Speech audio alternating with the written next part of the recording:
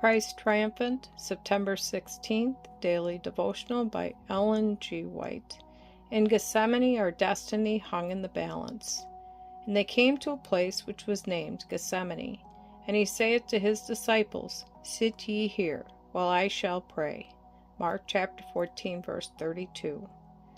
As Christ left the disciples, bidding them pray for themselves and for him, he selected three, Peter, James, and John, and went still farther into the seclusion of the garden.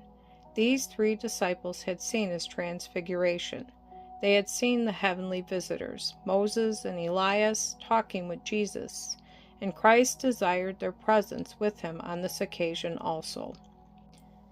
Christ expressed his desire for human sympathy, and then, withdrawing himself from them about a stone's cast, he fell on his face and prayed, saying, Father, if thou be willing, remove this cup from me. Nevertheless, not my will, but thine be done.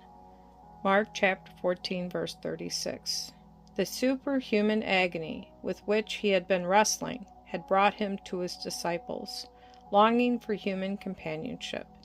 But he was disappointed. They did not bring to him the help he expected from them. Hear that agonizing prayer of Christ in the Garden of Gethsemane. While the disciples were sleeping beneath the spreading branches of the olive trees, the Son of Man, a man of sorrows and acquainted with grief, was prostrate upon the cold earth. As the agony of soul came upon him, large blood drops of perspiration were forced from his pores, and with the falling dew moistened the sod of Gethsemane. Here the mysterious cup trembled in his hand. Here the destiny of a lost world was hanging in the balance. Should he wipe the blood drops from his brow, and root from his soul the guilt of a perishing world, which was placing him, all innocent, all undeserving, under the penalty of a just law?